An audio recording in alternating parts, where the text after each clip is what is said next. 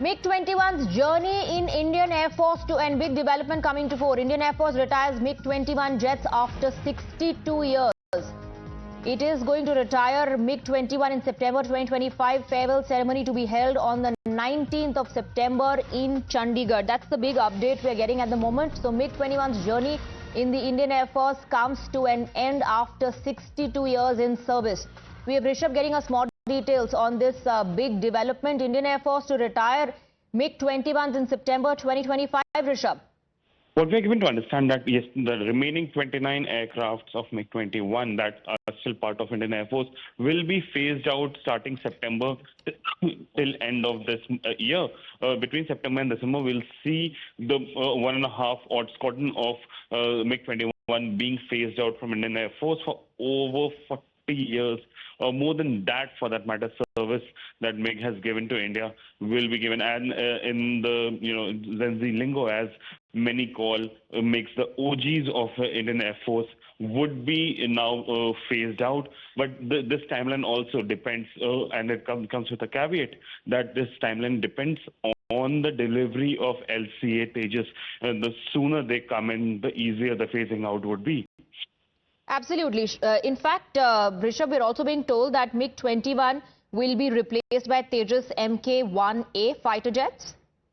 Definitely, that's what HAL is producing. Tejas Mk1 fighter jets. These are the light combat aircraft that will be coming in. But the major point is, given the delivery status of Tejas Mk1s, this timeline looks very, very right now challenging, given that there are suggestions that by September, and between September and December, you will have the MiG-21s phased out. But ahead of that, we need the LCAs to come in, and once that comes in, the phasing out will be easy. Absolutely. Rishabh, thank you very much for getting us the details.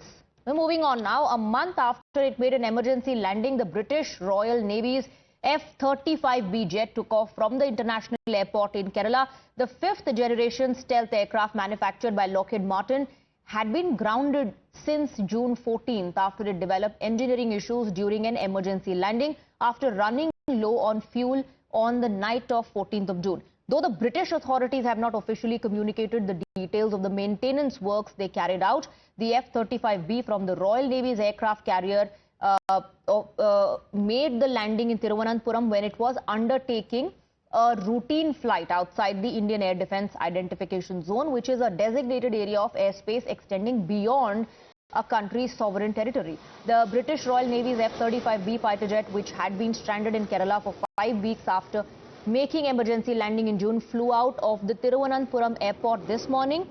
The stealth jet had been grounded in Kerala due to a hydraulic fault that took an expert team from the UK to repair.